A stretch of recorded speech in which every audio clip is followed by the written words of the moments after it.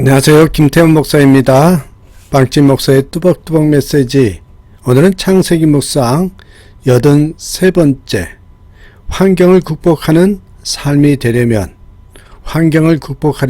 삶이 되려면 우리 창세기 49장 1절에서 28절의 말씀 가지고 오늘 함께 뚜벅뚜벅 메시지 시작하겠습니다. 힘든 환경, 어려운 환경들을 극복하는 것이 저희들의 삶일진데요. 어떻게 하면 그것을 극복할 수 있는지 한번 생각해 보고자 합니다. 더 정확히는 환경을 극복하는 믿음이라 이런 표현도 쓸 수 있겠죠. 자, 오늘 본문은 환경을 극복하는 믿음의 이야기입니다.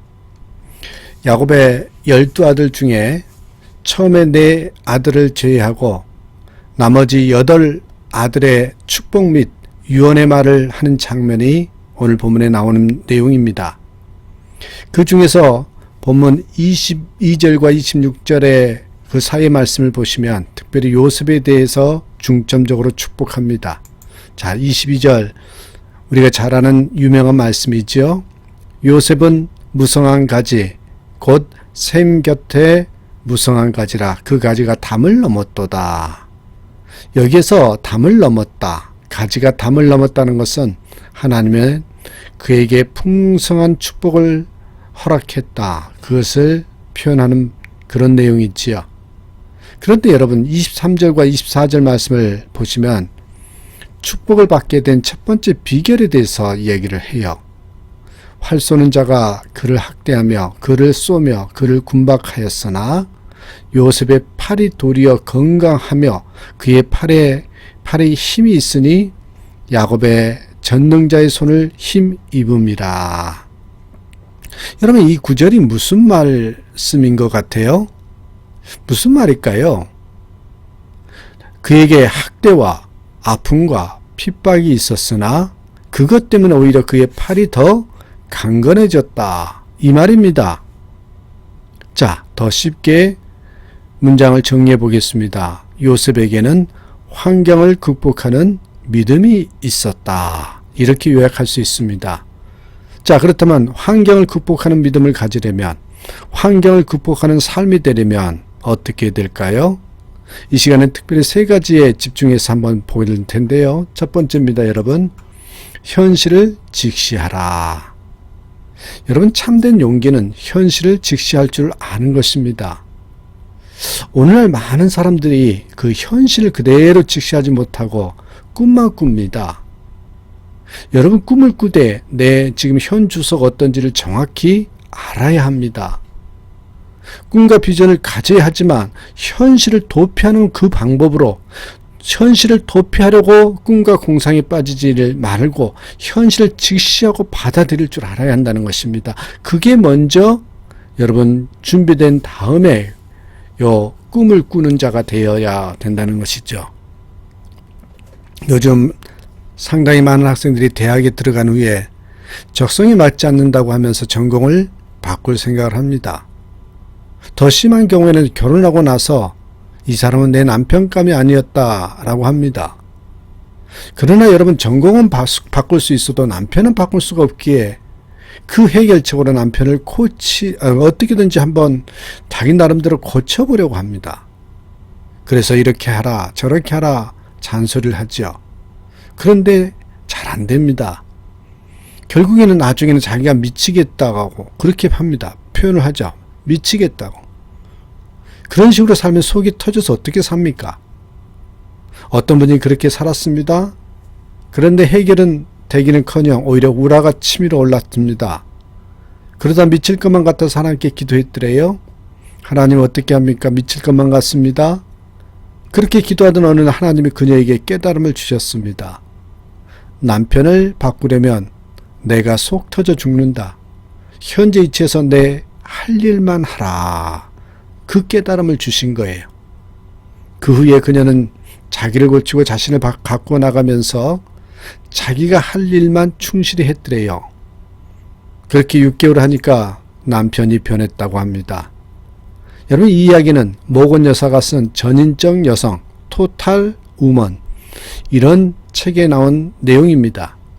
여러분 토탈 우먼이 무엇입니까? 토탈 우먼 전인적 여성 내가 남편을 고쳐놓고야 말겠다고 하고 하는 여자가 아니라 나는 나의 길을 가겠다. 나의 길을 바로 가겠다는 그렇게 각오하는 여자가 바로 토탈 우먼이라는 것입니다. 살아가면서 이대로는 안 된다. 개선이 필요하다. 그렇게 생각하는 것은 좋습니다. 그러나 여러분 개혁과 변화 대상에서 제일 중요한 것은 여러분 나를 빼놓는 것이 문제입니다. 나를 빼요. 거기에 내가 해당이 안 돼요. 그렇습니다. 이제 현실에 미치겠다. 벗어나고 싶다. 괴롭다. 여러분 이렇게 말하지 마시고 이것을 하나님이 내게 주신 현실로 받아들이고 노력하겠다. 그렇게 해야 합니다.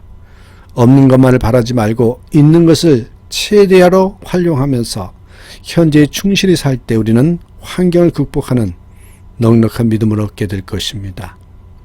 어떤 책을 읽었더니 중국 사람들이 탁구를 전 세계에서 제일 잘하는데 그 이유가 여러분 이 중국 탁구를 가르치는 코치 감독들의 방법이 만약에 요 포핸드가 강하다고 하면 그게 강점이고 백핸드가 약점이라면 오히려 더 강점에다가 강조해서 더 스매싱을 이렇게 더 파워풀하게 훈련해서 그걸 살린다는 것입니다. 그래서 중국의 탁구가 강하다는 이야기했습니다. 그렇습니다, 여러분. 내게 없는 것만을 바라지 마시고 있는 것, 그게 하나님께서 나에게 잘 사용하라고 주신 거라고 생각하면서 그거에 집중하고 또한 준비해야 된다는 거 잊지 마시길 바랍니다. 자, 두 번째입니다. 환경을 극복하는 믿음은요, 원수를 위해서 기도하라. 좀 거창하죠? 여러분, 그러나 좀 심플하게 설명하자면 우리가 기도할 때 특별히 두 가지를 기도해야 합니다. 하나는 환경을 극복할 수 있는 믿음을 달라고, 또 하나는 그 어려운 환경을 만들었다고 생각하는 사람을 위해서 기도해야 합니다. 나를 이렇게 어렵게 만든 사람을 여러분 기도하라는 것이에요. 그리고 더 나아가서 원수 같은 사람에서 여러분 복을 빌어주어야 한다는 겁니다. 일이 얼마나 하기 힘든 일입니까? 쉽지 않습니다, 여러분. 근데요, 여러분 쉽지 않지만 해야 되는 이유를 좀 설명을 드리겠습니다. 여러분 어떻게 원수를 위해서 기도하느냐? 그래도 해야 합니다. 예레미야 29장 7절 말씀에 보시면요, 하나님의 놀라운 명령이 나옵니다. 너희는 내가 사로잡혀 가게 한 그 성읍에 평안하기를 힘쓰고 위하여 여호와께 기도하라. 이는 그 성읍이 평안함으로 너희도 평안할 것임이니라. 이 구절 잘 보십시오. 이 구절에서 너희가 처음에 시작할 때 너희는 내가 사로잡혀가게 한 이 구절을 주목하십시오. 알고 보니까 하나님이 그 상황을 만드셨습니다. 여러분 우리의 모든 상황도 사실 하나님께서 만드신 것입니다. 정확히 말하면 허락하신 거죠. 그러므로 그 현실을 받아들이고 그 현실 속에서 최대한 노력해야 합니다. 여기 이 구절에서 성읍은 어느 성읍을 말할까요? 바로 이스라엘 백성들을 포로로 끌고 간 바벨론 성을 말합니다. 그런데 하나님께서 그 성읍이 평안하기를 힘쓰고 그 성읍을 위해서 기도하라 이렇게 말씀하셔요. 그리고 이어서 놀라운 축복의 원리를 말씀합니다. 뭐래요? 그 성이 평안함으로 너희도 평안할 것임이니라. 그 성읍이 평안해야 너희도 평안하다고.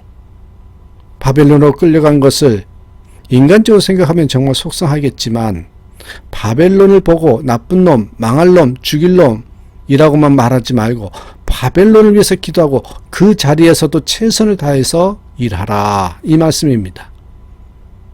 바벨론에서 일해도 내 마음 중심이 하나님을 향해 있으면 결국 하나님 앞에서 일하는 것입니다.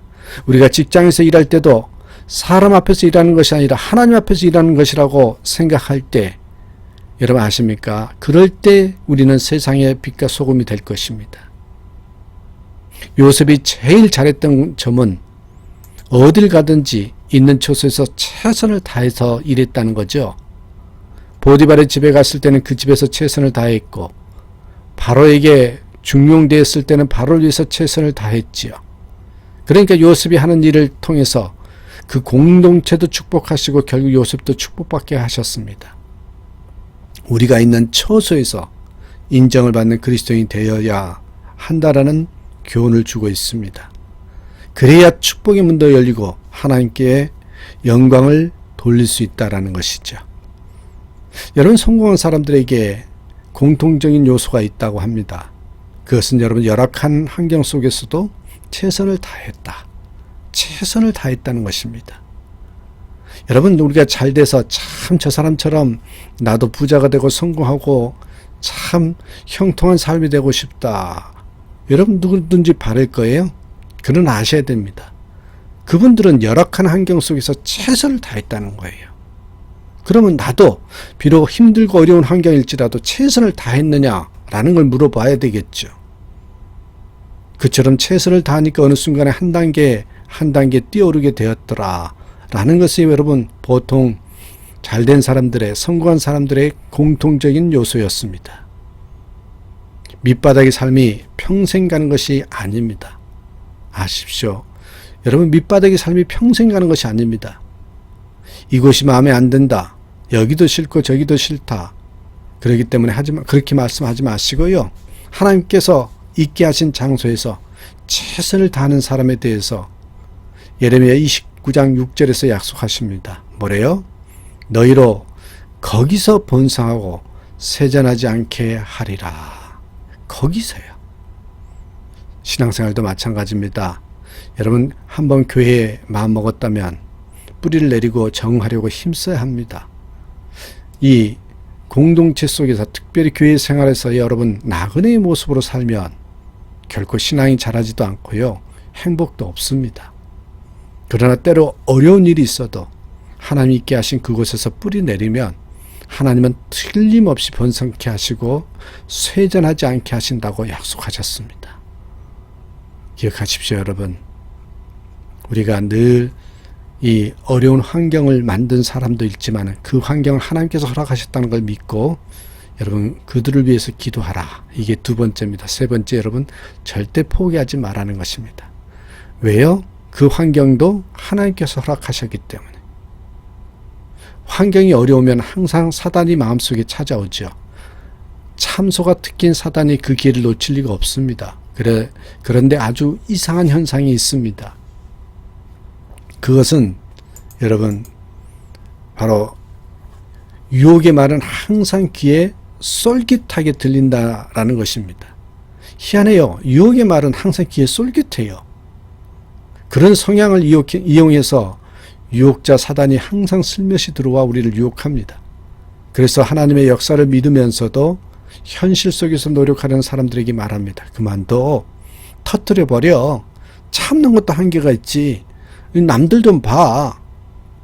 여러분 그렇게 참소해요. 그 말을 들으면 마음이 뒤숭숭해지고 일손에 잡히지 않게 되는 그런 나의 모습을 보죠. 그러나 그런 얘기를 듣지 말아야 합니다. 남들을 보지 말고 하나님을 바라봐야 되죠. 그리고 땀을 흘려야 됩니다. 사단의 말을 듣고 여러분 일손 다 놓고 있으면 안 됩니다. 하나님의 뜻은 현실에 최선을 다하고 하나님만 믿고 나아가는 것이죠. 못 살겠다고 하지 마시고 여러분 버티는 순간에도 하나님께서는 일하셔요. 인내하는 순간이다. 이때는 지금 참고 기다리는 시간이다. 이렇게 생각을 하시면서요. 다시 하나님 바라봐야 됩니다. 무엇인가를 벗어나려고 초조하게 발버둥 치면 더 수렁에 빠지지만 믿음으로 나가면 하나님 바라보고 말씀 붙들고 나갈 때 여러분 길은 열립니다.